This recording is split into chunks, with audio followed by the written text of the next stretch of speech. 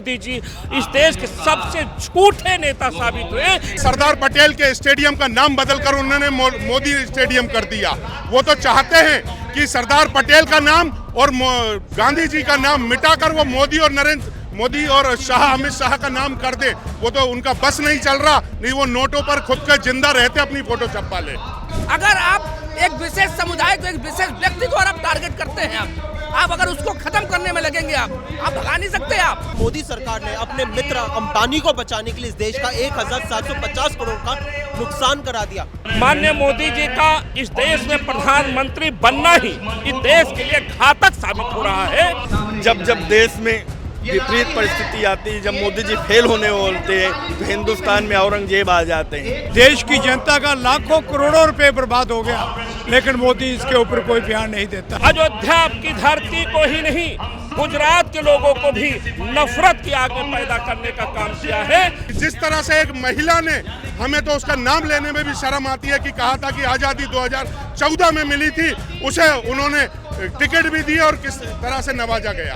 आप जो है मुसलमानों के यहाँ खिलाफ है, और जब दूसरे देशों में जाते हो तो मुसलमानों के साथ आप बिरयानी खाते हैं। नरेंद्र मोदी और अमित शाह ये समझ लीजिए कि वो गॉडसे के दो हिस्से हैं। उन्होंने गुजरात में नफरत का बीज बोया है। इनकी पूरी राजनीति हिंदू मुस्लिम के इर्द गिर्द में हुई रही है। जितना भ्रष्टाचार बीजेपी के लोग कर रहे हैं, बीजेपी में जो किसान, मजदूर, दलित, आदिवासी, इनका अपमान सिर्फ बीजेपी के कार्यकर्ता ही करते हैं। आप देखो, देश में अगर पेशाब किया जाता है तो बीजेपी के नेता करते हैं। देश में दंगे अगर हो रहे हैं तो बीजेपी के नेताओं का हाथ उसमें शामिल है।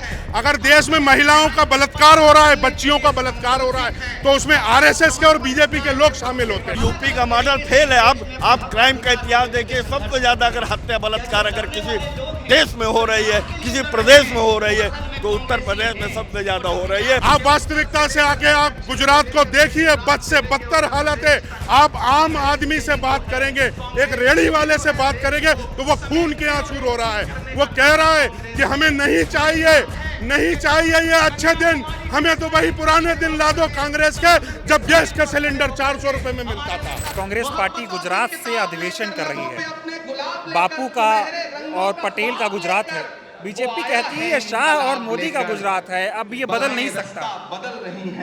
देखिए, जब आप जैसे लोग इस प्रश्न को पूछते हैं तो हमारे जैसे भारतीय नागरिक को हृदय से बड़ा कष्ट होता है। वो इसलिए कि ये वो गुजरात की धरती है, गांधी की धरती है, सरदार पटेल की धरती है। उस सरदार पटेल की धरती है जिस सरदार पटेल ने इस देश को बनाए रखने के लिए, इस खंड खंड भारत को एक सूत्र में पिरो करके ये संदेश देने का काम किया है कि मंत्री का पद, प्रधानमंत्री का पद देश की एकता से बहुत छोटा होता है। गांधी जी के विचारों को आप सुनिए तो लगता है कि यह देश सरदार पटेल और गांधी और नेहरू का है। रही बात आप मोदी की करते हैं, उस मोदी का, मैं अयोध्या का रहने वाला हूँ, उत्तर प्रदेश अयोध्या में रहने वाला हूँ। अयोध्या से आकर के आज हम सब कांग्रेसी पूरे देश करके यहाँ पर देखने का काम कर रहे हैं कि माननीय मोदी जी इस देश के सबसे झूठे नेता साबित हुए, क्योंकि जिन्होंने गुजरात मॉडल बताने का काम किया था। यहाँ पर टहलने के बाद, घूमने के बाद मुझे ऐसा लगा कि वाह रे मोदी जी, तुमसे बड़ा झूठा इस देश और दुनिया में कोई नहीं हो सकता।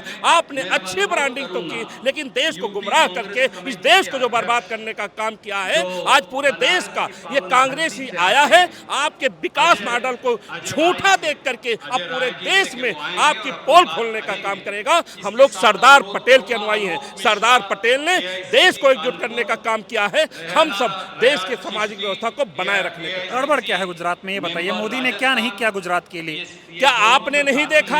आप नौजवान साथी हो, क्या आपको यहाँ नफरत की आग नहीं दिखाई पड़ती? अगर जो आपको नफरत की आग नहीं दिखाई पड़ती तो मुझे इस पर कुछ नहीं करना है। हमारे जैसे भाईचारा पसंद लोग, प्रेम प्रभुत्व पसंद लोग, यहाँ ने जो मोदी ने गुजरात की धरती ही नहीं पूरे देश में जो नफरत की आग पैदा की है, हम सरदार पटेल के अनुयायी उसको प्रेम, भाईचारा और एक सूत्र में पिरो करके इस देश को समर्पित करना चाहते हैं। सबका साथ, सबका विकास, सबका विश्वास वाले हैं ना मोदी जी? तो नहीं, अब मैंने पहले किया कि आज पूरे देश का कांग्रेस का कार्यकर्ता गुजरात की धरती पर आकर के उन्हीं के द्वारा बोला गया झूठ देख रहा है। इससे बड़ी हास्यास्पद बातें कुछ नहीं होती। अच्छा, ये बताइए क्या लगता है कि यहाँ पे बापू और पटेल की जो निशानी है उसे मिटाने की कोशिश हो रही है? गुजरात के नाम पे सिर्फ मोदी और शाह का नाम आता है, अडानी अंबानी का नाम आता है। एक बात समझ लीजिए, बापू के विचार, सरदार पटेल के सिद्धांत ये मिटाने वाली चीज नहीं है। बहुत से लोग आए इस धरती पर और चले गए, ये मिटाने की ताकत किसी में नहीं है। विचार और सिद्धांत को मिटाया नहीं जा सकता, सिर्फ उस पर पर्दा डाला जा सकता है। वो मोदी के बस की बात। अभी देश में जो मौजूदा हालात हैं, नरेंद्र मोदी ने बातें और वादे बहुत बड़े बड़े किए, तीसरी बार प्रधानमंत्री बन गए हैं, कितना सही मान रहे हैं उन्हें? देखिए, माननीय मोदी जी का इस देश में प्रधानमंत्री बनना ही इस देश के लिए घातक साबित हो रहा है। आज इस देश का नौजवान बेरोजगार है, हमारे जैसा किसान आत्महत्या करने को मजबूर है, इस देश की महिलाएं सड़कों पर घसीटी जा रही हैं। इससे कहने में मुझे कोई गुरेज नहीं है कि मोदी इस देश के लिए बहुत घातक, बहुत घातक, बहुत घातक। मेरा डंका बज रहा है मोदी के राज में दुनिया में। ये आप लोगों की निगाह में है, मीडिया की निगाह में है, आपको टीआरपी मिलती है। आप लोगों ने नौजवानों के दिमाग को जो डाइवर्ट करने का काम किया है, इसके दोषी कभी न कभी जब इतिहास लिखा जाएगा तो मोदी का नाम हिटलर की श्रेणी में आएगा। आप जैसे मीडिया वालों का नाम भी इस देश के बर्बादी की श्रेणी में अग्रिम पंक्तियों में लिखा जाएगा। अच्छा, ये बताइए, नरेंद्र मोदी कहते थे कि ट्रंप मेरे बहुत अच्छे दोस्त हैं। ट्रंप ने भारत पे 26% का टैरिफ लगाया है, इससे देश में महंगाई बढ़ेगी, बेरोजगारी बढ़ेगी, नौकरियों पे संकट आएगा, लेकिन मोदी इसका विरोध नहीं कर पा रहे। बाकी दुनिया के देशों पे भी ट्रंप ने टैरिफ लगाया, लोग उसका विरोध कर रहे हैं, मोदी कर ही नहीं पा रहे। देखिए, मुद्दों पर राजनीति करने के लिए, देश के लिए राजनीति करने के लिए, देश की भाईचारा बनाने के लिए राजनीति करने के लिए त्याग और तपस्या की जरूरत होती है। मोदी जी पद के लालायित हैं, पद की लालसा में वो जब देश को बेचने चाहते हैं, देश की संधाएं बेचते हैं, तो जिस दिन उनको लगेगा कि हम प्रधानमंत्री अब नहीं बन सकते, उस देश को विदेशी ताकतों के बीच में बैठ करके सौदा कर लेंगे। वो प्रधानमंत्री पद नहीं छोड़ना चाहते, देश रहे या ना रहे उनके लिए पद बड़ा है। देश, वो तो देश के लिए कसम खाए थे कि सौगंध मुझे इस मिट्टी की ये देश नहीं बिकने दूंगा, कैसे बेच देंगे? आप जैसे नौजवानों को अगर जो मेरी बात नहीं समझ में आती, देश की बात नहीं समझ में आती, तो मैं दुख के साथ कहता हूं कि आज आपके मीडिया देश दुनिया में 100-150 के नीचे चली गई है। किस बात की आप तरक्की चाहते हो? अच्छा, ये बताइए, गुजरात में राहुल गांधी हैं, पूरे कांग्रेस पार्टी के सीनियर लोग हैं, कितना दमखम दिखा पाएगी गुजरात के इस चुनाव में? इस अधिवेशन से क्या बदलेगा? देखिए, एक बात समझिए, आज गुजरात की धरती पर हम अयोध्या से आकर के यह महसूस कर रहे हैं कि वाह रे मोदी जी, आपने अयोध्या की धरती को ही नहीं, गुजरात के लोगों को भी नफरत की आग में पैदा करने का काम किया है।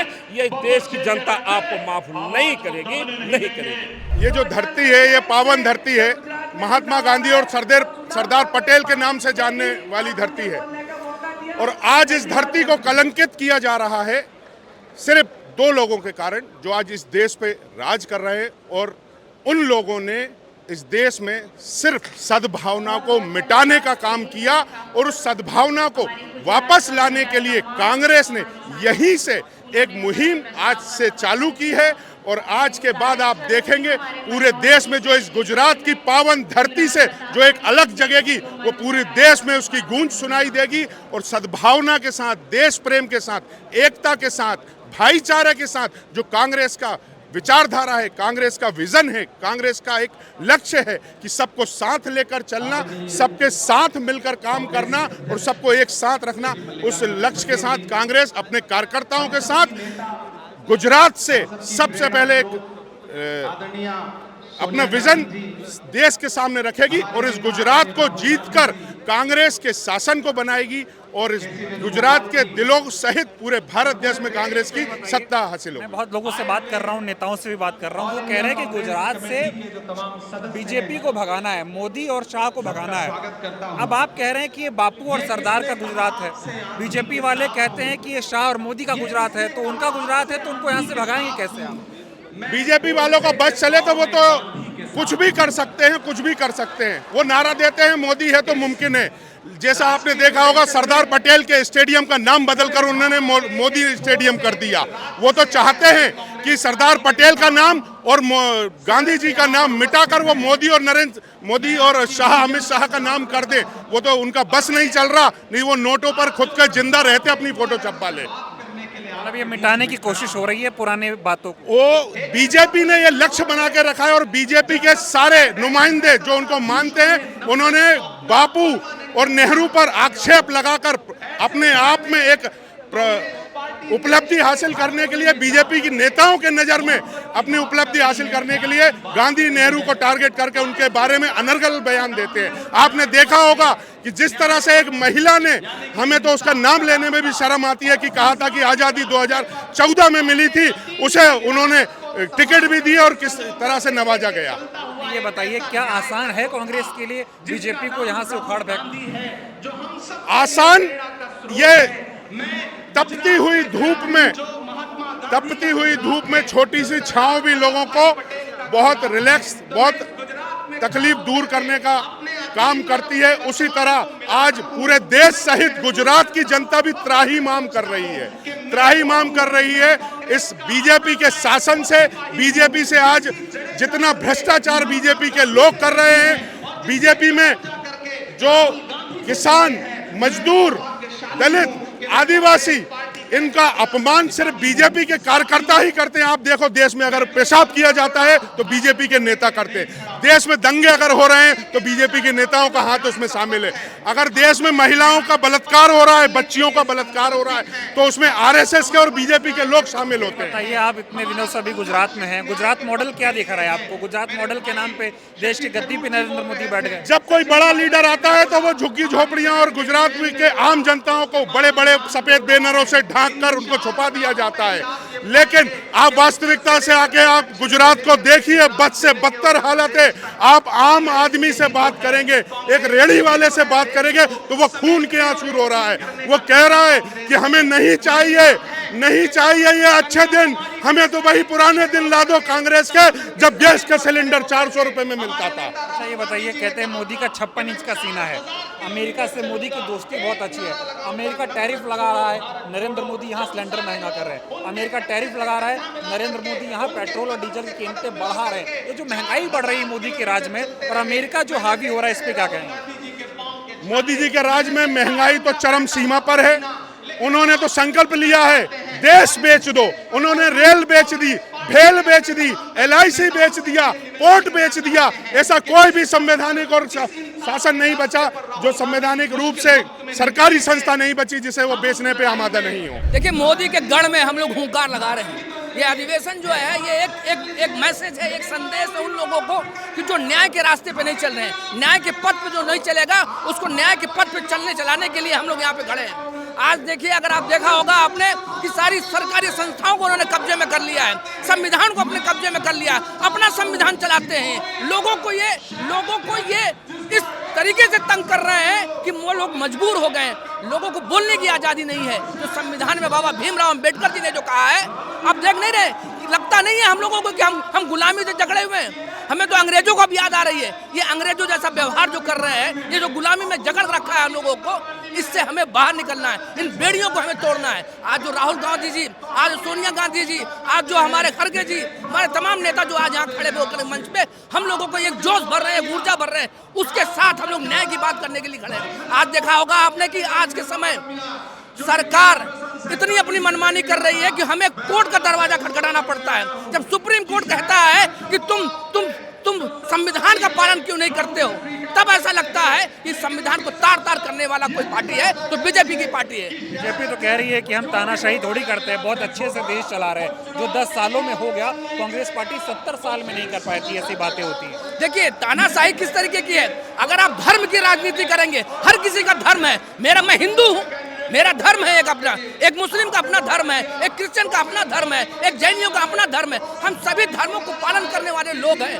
अगर आप एक विशेष समुदाय को, एक विशेष व्यक्ति को और आप टारगेट करते हैं, आप अगर उसको खत्म करने में लगेंगे आप भगा नहीं सकते आप। देखिए ये हिंदू मुस्लिम सिख ईसाई आपस में है भाई भाई, ये सब नारे कहाँ चले गए? ये सारे जहाँ से वो कह रहे हैं वक्फ बोर्ड बिल लेके आए, मुसलमानों की भलाई के लिए लेके आए, गरीब मुसलमान अमीर हो जाएगा, इतना बढ़िया बात बता रहे हो। देखिए बात उसकी नहीं है, बात यह है कि आप अपनी मनमानी तरीके से किस तरीके से उस बिल को पास करा है, पास कराने के बाद जो आपने उसमें प्रोविजंस लिखे हैं। देखिए जब कहीं कोई करप्शन होता, करप्शन अमेंडमेंट करने के लिए कोई मना नहीं कर रहा है, अमेंडमेंट होने चाहिए। अमेंडमेंट समय के अनुसार हमेशा अमेंडमेंट होता रहा है। ऐसा नहीं है कि अगर कांग्रेस पार्टी की सरकार रही तो अमेंडमेंट नहीं हुए, तब भी हुए, लेकिन ऐसा अमेंडमेंट नहीं चाहिए कि जो देश हित में नहीं हो, जो बस एक व्यक्ति विशेष को या समुदाय को टारगेट किया गया हो। अगर 10 साल की सरकार आपने देखा होगा, 10 साल की सरकार में सिर्फ मुसलमानों को टारगेट क्यों किया गया? कहाँ से आए हैं आप? मैं दिल्ली से आया हूँ। दिल्ली से आए हैं। गुजरात मॉडल कैसा लगा मोदी जी वाला, जिसके दम पे वो प्रधानमंत्री बन गए देश के? देखिए गुजरात मॉडल, देखिए आज हमें आप मौका दीजिए ना।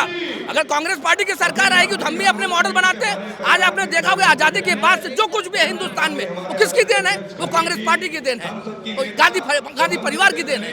आज कांग्रेसी आज इसी बात से तो गुस्सा है कि हमारे किए हुए कामों को आपने देखा होगा, जितने भी इंफ्रास्ट्रक्चर से लेकर के जितनी संस्थाओं को हम लोगों ने खुली छूट दी थी, कांग्रेस पार्टी में खुली छूट मिली थी। हमने संविधान के तहत काम किया। गुजरात में चुनाव होने हैं 2027 में। राहुल गांधी जी ने 2 साल पहले ही चुनौती दे दी है कि हम बीजेपी को यहाँ से उखाड़ के फेंकेंगे। गुजरात में है अभी आप, अहमदाबाद में, वो माहौल दिख रहा है क्या आपको? बिल्कुल, देखिए गुजरात में कांग्रेस पार्टी आएगी। जो कांग्रेस पार्टी पहले हुआ करती थी वो कांग्रेस पार्टी हम लोग लाने वाले हैं। 2027 में कांग्रेस पार्टी जीतेगी। ट्रंप और मोदी बहुत बढ़िया मित्र हैं। मोदी जी कहते थे ट्रंप माय फ्रेंड, और ट्रंप टैरिफ लगा रहा है भारत पे, मोदी बोल नहीं पा रहे हैं कुछ। तो देखिए पीठ पे छुरा भोंका ना उसने, यही तो होता, यही तो देखिए आप जो है मुसलमानों के यहाँ खिलाफ है, और जब दूसरे देशों में जाते हो तो मुसलमानों के साथ आप बिरयानी खाते हैं, वहाँ बैठ करके उनके साथ गले लगते हैं। अरे आइए इस हिंदुस्तान के जो मुसलमान हैं उनके साथ गले लगिए। आप उन ट्रंप के साथ जा करके आप वहाँ पे समझौता करके आ गए, और वहाँ उनके साथ बैठ करके और लेविश तरीके से स्टाइल में आ करके बड़े महंगे महंगे कपड़े पहन करके और देश की जनता को दिखाना चाहते हैं, अपनी दोस्ती दिखाना चाहते हैं। छुरा भूखा ना उसने पीठ पे दिखाया ना, उसने कितने 19,000 करोड़ रुपए का नुकसान किसने किया? ट्रंप ने किया। कैसे देखिए कैसे अर्थव्यवस्था चरमरा गई है इस देश की। कौन जिम्मेदार है? मोदी जिम्मेदार है। वो तो 3 ट्रिलियन इकोनॉमी बनाने की बात कर रहे हैं मोदी। तो यही तो कह रहे हैं। ये देखिए जीता जागता एग्जाम्पल है। देखिए कुदरत का कानून है, कुदरत का कानून, इसको बोलते हैं कुदरत का कानून। अगर तुम संविधान को नहीं मानोगे, अगर देश हित में बात नहीं करोगे, अपनी मनमानी करोगे, तो ऐसे ही अर्थव्यवस्था चरमराएगी। ये गुजरात जो है ये पटेल का गुजरात है, ये बापू का गुजरात है। बीजेपी वाले कहते हैं कि भैया ये मोदी और शाह का गुजरात है, यहाँ पे उन्हीं का लागू होता है सब। यही है। देखिए इस हिंदुस्तान को 2 ही आदमी चला रहा है, वो है मोदी और वो है अमित शाह। यही 2 ही चलाने वाले लोग हैं। आप नहीं देखते हैं कि आप मनमानी कर रहे हैं। आप सारी संस्थाओं को अपने कब्जे में लेकर के आप संविधान को भी नहीं मानते हैं। आप तार कर दिया आपने संविधान। अधिवेशन से कांग्रेस फॉर्म में आ जाएगी, बदलेगा सर? बिल्कुल बदलेगा। केंद्र सरकार में भी सरकार आएगी कांग्रेस पार्टी की, और गुजरात में तो आएगी। गुजरात तो हम एक मॉडल बना करके दिखाएंगे कि गुजरात में सरकार बनाकर कांग्रेस पार्टी। चलिए बहुत बहुत धन्यवाद। आप बताएं, अधिवेशन है, कितना जोश है और क्या लग रहा है, क्या बदलेगा कांग्रेस पार्टी में, और देश में जो चुनौतियां हैं इससे कैसे लड़ा जाएगा? देखिए, हम लोगों ने आदरणीय राहुल गांधी जी के साथ भारत जोड़ो यात्रा की थी, कन्याकुमारी से कश्मीर तक की यात्रा की। देखिए जब यात्रा राहुल जी ने की तो वहाँ पे आज जो राहुल गांधी जी गरीब, शोषित, पीड़ित, वंचित को उन्होंने पहचाना, उन्होंने जाना, देखा कि जिस प्रकार से गुजरातियों ने ही ठगा, गुजरातियों की आम जनता को केवल अमित शाह, अडानी, अंबानी जैसी सरकार जिनको ये कॉर्पोरेट लोगों ने ठगा है। निश्चित तौर पे यहाँ पे पूरे देश में एक बदलाव की मुहिम लेकर राहुल गांधी की तरफ जनता देख रही है। एक आस है आदरणीय राहुल गांधी जी, प्रियंका जी की तरफ, क्योंकि गांधी परिवार जो कहता है या खड़गे जी वो कहते हैं वो करते हैं। उन्होंने कहा किसानों का कर्जा माफ होगा तो हुआ, मनमोहन सिंह की सरकार। लोगों को तो जैसे आप कह रहे हैं, लोगों को कांग्रेस से और राहुल गांधी से उम्मीद है, ऐसे तो लोगों को मोदी जी से भी उम्मीद है। जैसे गुजरात मॉडल बना है, ऐसे देश में अलग अलग मॉडल नहीं बनेगा। देखिए आपने खुद ही देखा होगा, हम तो टेम्पो से आए थे मीटिंग में, हमने टेम्पो वाले से बात की, भैया गुजरात मॉडल क्या है? उन्होंने कहा ये सब फर्जी मॉडल है, गुजरात का कोई मॉडल ही नहीं है, गुजरात का फर्जी मॉडल का प्रोपोगंडा कर पूरे देश में इन्होंने राज किया है। आज एयरपोर्ट में देख लीजिए, ड्रग्स की सप्लाई की मात्रा बढ़ी है, पकड़े गए हैं क्योंकि अडानी के पोर्ट हैं, उसमें कोई कार्रवाई नहीं होगी। आज यहाँ नशे की हालत को सबसे ज़्यादा बढ़ावा अगर किसी सरकार में हुआ है, पूरे देश में है, युवाओं को, तो वो भारतीय जनता पार्टी की सरकार में हुआ है। ये लोग बरगला कर युवाओं को नशे में बरगला रहे हैं, धर्म के नाम पर बरगला रहे हैं। मामला बदलेगा कुछ इस मीटिंग के बाद? ये मामला ऐसे बदलने वाला नहीं है। जब हम लोग क्योंकि अधिवेशन से कोई माहौल नहीं क्रिएट होता है, हम लोगों को, नेताओं को नीचे ग्रास रूट पे लेकर जाना पड़ेगा। राहुल गांधी की विचारधारा को, कांग्रेस की विचारधारा को खड़ा करना पड़ेगा। क्योंकि मैं उत्तर प्रदेश से आता हूँ, उत्तर प्रदेश में आदरणीय प्रियंका गांधी ने काम किया था, वहाँ पे लोग जो धीरे धीरे उन्होंने सर्वाइव किया, विधानसभा में लाभ नहीं हुआ, लोकसभा में लाभ हुआ। तो जब तक हम लोग नीचे लेवल में लेके नहीं जाएंगे, जैसे खड़गे जी ने कहा कि जिंदाबाद जिंदाबाद करने से राजनीति नहीं होगी, सही कह रहे हैं। क्योंकि जब तक आपके साथ गरीब बात जब होगा जब चुनाव जीत के आया जाएगा। ये बता दीजिए, अभी ये जो देश में अभी ट्रम्प वाला बहुत चल रहा है, ट्रम्प टैरिफ लगा रहा है, मोदी जी यहाँ पेट्रोल बढ़ा रहे हैं, ट्रम्प टैरिफ लगा रहा है, मोदी जी 50 रुपए सिलेंडर में बढ़ा दे रहे हैं, ये क्या चल रहा है इस देश में? देखिए, जब देश में विपरीत परिस्थिति आती है, जब मोदी जी फेल होने बोलते हैं, तो हिंदुस्तान में औरंगजेब आ जाते हैं। क्योंकि जिस प्रकार से ट्रम्प से एलन मार्क्स का पैचअप है, हिंदुस्तान में अडानी का पैचअप, अंबानी का पैचअप, मोदी अमित शाह से, राहुल गांधी जी यही तो कहते हैं। आइडियोलॉजी समझना चाहिए इनको, क्योंकि ये एक लोग पूरे देश की संवैधानिक संस्थाओं को अपने हाथ में रखकर डाइवर्ट करते हैं दिमाग को, रामनवमी के नाम पर दंगा कराते हैं, नए युवाओं को बरगला कर धर्म के नाम पर मस्जिदों में चढ़वाते हैं, इसलिए कि आदमी का दिमाग डाइवर्ट रहे। ये लोग शिक्षा पे बात नहीं करेंगे, स्वास्थ्य पे बात नहीं करेंगे, महंगाई पे बात नहीं करेंगे। आज महंगाई बढ़ती चली जा रही है। आपने पढ़ा होगा अभी कि हमारे यहाँ 68% लोग EMI का लोन नहीं भर पा रहे हैं। आज हम लोग कर्जे में हैं, तो क्यों नहीं भर पा रहे हैं? इस पे बात नहीं होती है, बात औरंगजेब की कब्र पे होगी, बात वक्फ बोर्ड बिल पे होगी। असल बात, क्योंकि ये लोग दिमाग के लोगों का दिमाग का डाइवर्ट करते हैं। इनकी पूरी राजनीति हिंदू मुस्लिम के इर्द गिर्द में हुई रही है। 11 साल प्राइम मिनिस्टर हो गए उत्तर प्रदेश में। अभी मेरे जनपद में कल 3 मर्डर हो गए, एक परिवार के 3 लोगों की हत्या हो गई फतेहपुर जिले में। योगी पूरी तरह से फेल है, लेकिन इसके बाद भी भाषण में बताते हैं बुलडोजर की राजनीति। जो कोई भारतीय जनता पार्टी में जुड़ा हुआ है, वो योगी उनको संरक्षण देते हैं, उनका सब खून माफ। मोदी तो कहते हैं यूपी प्लस योगी उपयोगी। वही तो कह रहे हैं, बता तो रहे हैं, यूपी का मॉडल फेल है। आप क्राइम का इतिहास देखिए, सबसे ज्यादा अगर हत्या बलात्कार अगर किसी देश में हो रही है, किसी प्रदेश में हो रही है, तो उत्तर प्रदेश में सबसे ज्यादा हो रही है। योगी पूर्णतः फेल है, इसकी राजनीति केवल हिंदू मुस्लिम बुलडोजर पर निर्भर है। बदलेगा, लेकिन कांग्रेस बदलेगी, मजबूत होकर उभरेगी। 100% बदलाव प्रकृति का नियम है। हम लोग युवा हैं, हम लोग राहुल गांधी के सिपाही हैं, प्रियंका गांधी के सिपाही हैं, खड़गे जी के सिपाही हैं। हम लोग कहते हैं युवा तू बड़ा महान है, तू बड़ा महान है, मन की संतान तू है, तेरी मुट्ठियों में बंद तूफान है, तू। धन्यवाद। मेरे साथ दिनेश है, मैं इनसे बात करूंगा। हर जगह राहुल गांधी जी के साथ जाते हैं। आप गुजरात में आए हैं, नरेंद्र मोदी गुजरात मॉडल बहुत बोलते थे, क्या दिखा गुजरात मॉडल?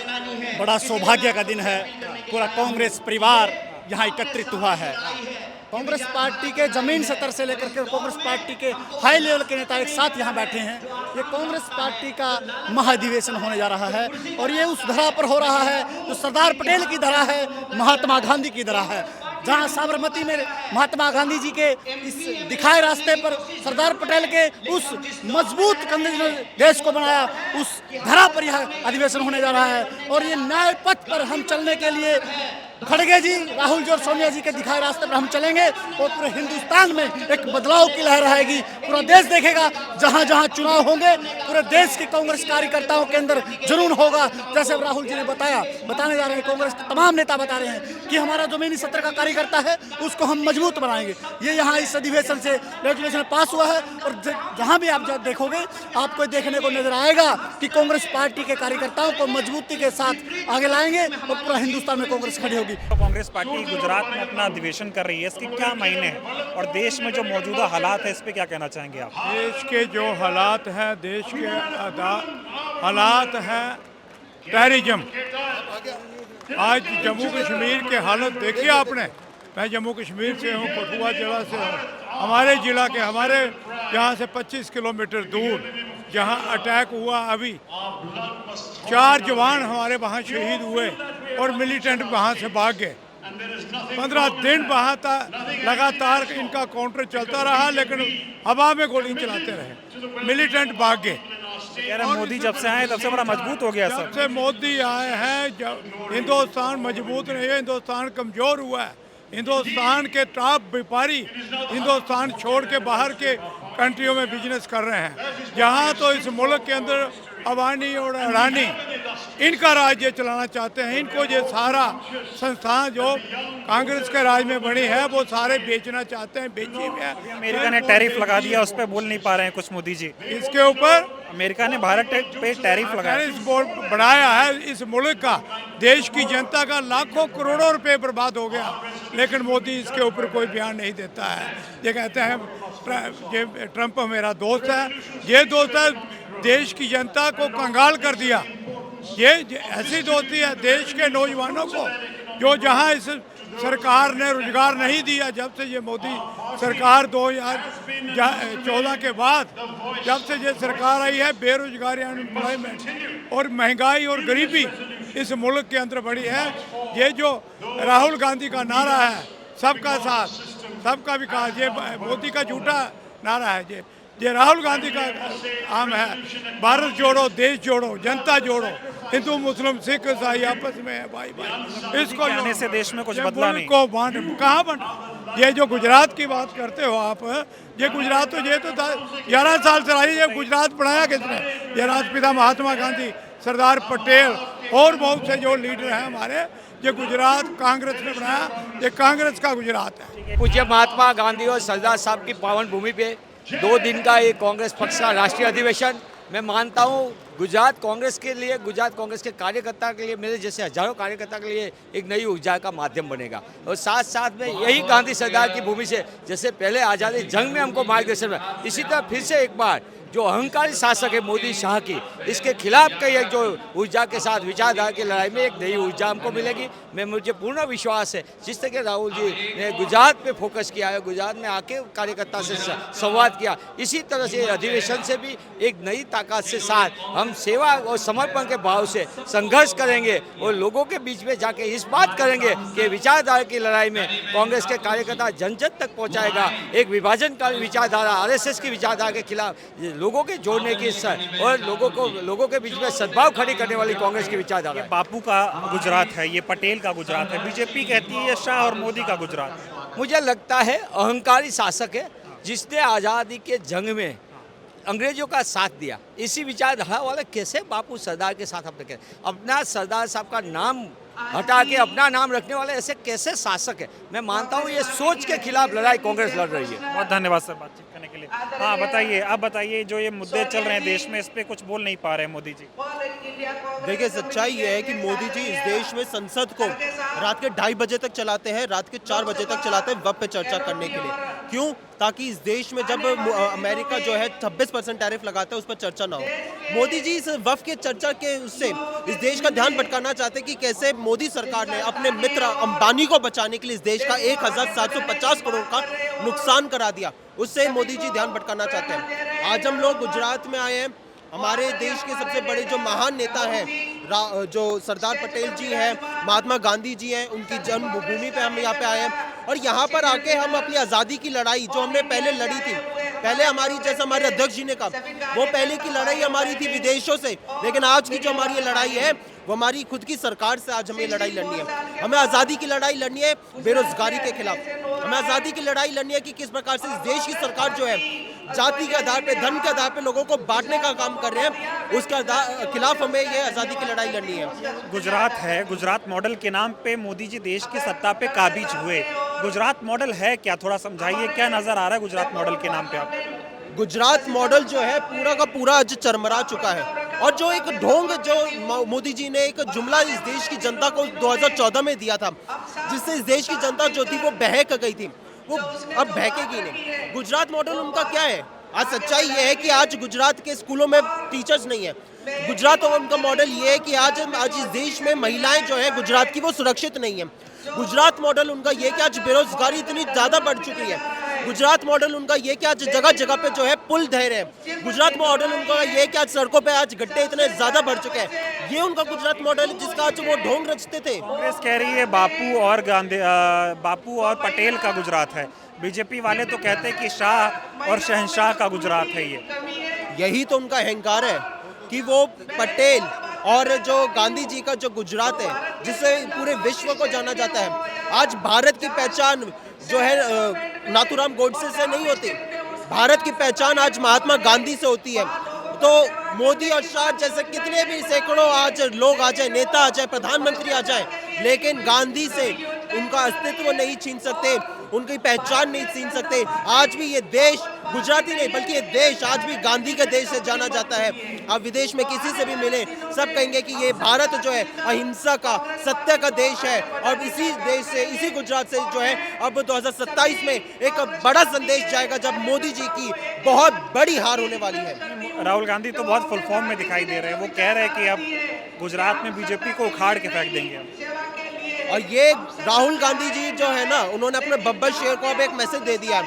अब यहाँ पे मौजूद जो एक आप देख रहे हो ना, 3 दशक से हमारी गुजरात में सरकार नहीं है, उस ऊर्जा के बाद भी आज गुजरात में इतना बड़ा आयोजन कांग्रेस पार्टी कर रही है। ये दर्शाता है कि आज गुजरात जो है बदलाव चाहता है और बदलाव होगा। और ये संदेश उनके बब्बर शेर को मिल चुका है।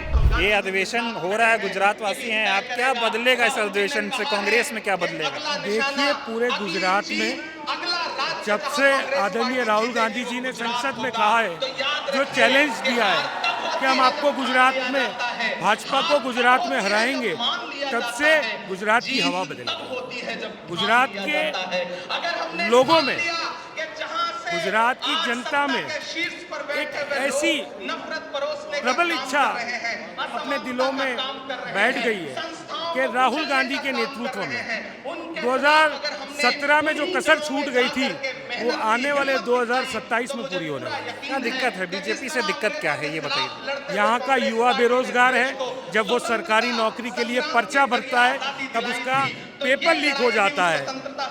यहाँ पे भ्रष्टाचार से पूरी गुजरात की जनता, पुलिस प्रशासन से लेके कलेक्टर ऑफिस तक सभी लोग भ्रष्ट लोग बैठे हुए हैं जो गुजरात की जनता की जेब काट रहे हैं। साथ साथ यहाँ की महिलाएं परेशान हैं। एक ऐसा गुजरात हुआ करता था जब यहाँ पे डांडिया गरबा सुबह 4 बजे तक चलता था और आज 12 बजे बंद होते भी आज महिलाएं, बेटियां यहाँ पे सुरक्षित नहीं है। यहाँ पे ऐसी घटनाएं हो रही है कि हमारी 6 साल की बच्ची के साथ उसी स्कूल का आरएसएस में जुड़ा हुआ बंदा 6 साल की लड़की के साथ बलात्कार की कोशिश करता है, दुष्कर्म की कोशिश करता है, उस बेटी को मार देता है। अच्छा ये बताइए, ये गुजरात लोग कह रहे हैं ना कि गांधी का है, पटेल का है, बीजेपी वाले तो कहते हैं कि मोदी शाह का है। बीजेपी का गढ़ है गुजरात। जब विश्व में जाते हैं तो वो अपना सर झुकाते हैं गांधी के सामने, और जब गुजरात की बात आती है तो गांधी के हत्यारे गॉडसे, वो गॉडसे की विचारधारा पे चलते हैं। आज गुजरात के जामनगर में गॉडसे की विचारधारा से ग्रस्त ये भाजपा के शासन में नथुराम गोडसे की मूर्ति लगती है, और जब उसे कांग्रेस का कार्यकर्ता तोड़ता है तो मूर्ति लगाने वाले के ऊपर केस नहीं, तोड़ने वाले पे केस होता है। आज वापी में, गुजरात में रामनवमी के दिन राम के साथ नथुराम को कंपेयर किया जा सकता है। इससे बड़ी चिंताजनक घटना क्या हो सकती है शासन में? नरेंद्र मोदी और अमित शाह ये समझ लीजिए कि वो गॉडसे के 2 हिस्से हैं। उन्होंने गुजरात में नफरत का बीज बोया है और गुजरात की जनता चाहती है मोहब्बत, भाईचारा, शांति, ऊर्जा। यहाँ पे जिस तरह का माहौल गुजरात में उन्होंने पिछले 30 साल से बनाया है। बताइए, पहले गांधी थे, पटेल थे, तब उन्होंने अंग्रेजों के तानाशाही शासन को उखाड़ फेंका। गुजरात से उस क्रांति की शुरुआत हुई, पूरे देश में गई। अब कांग्रेस बीजेपी को कैसे उखाड़ के फेंक पाएगी, ये कैसे संभव है? ये क्रांति भी इस बार भी गुजरात से शुरू होगी। वापिस जो अंग्रेज जिस तरह से शोषण करते थे, जिस तरह से त्रासदी करते थे, उसी तरह का शासन आप देखेंगे। तो प्रेस के ऊपर प्रेशर आप देखेंगे कि सरकारी एजेंसी भी उनके कहने पे काम करती है, चाहे ED, IT, income tax, election commission. तब कांग्रेस का कार्यकर्ता रोड पे निकला था अंग्रेजों के समय में, और उसी तरह आज भी कांग्रेस का कार्यकर्ता रोड पे निकलेगा। मोदी का कहता है ना 56 इंच का सीना है, विश्व गुरु बन गया भारत। अमेरिका टैरिफ लगा रहा है, मोदी बोल नहीं पा रहा है। आज एक नेता कांग्रेस से बीजेपी में चले गए, वो कहते थे पहले कि 56 इंच का सीना गधे का होता है। अभी बीजेपी में विधायक है, वही कहते थे कि 56 इंच का सीना गधे का होता है। तो आज वो उनसे पूछ लिया जाए, जो भाजपा के नेता जो हैं, जो उनको कहते थे कि ये गधे का सीना है, तो आप ही समझ लीजिए कि 56 इंच का सीना किसका होता है।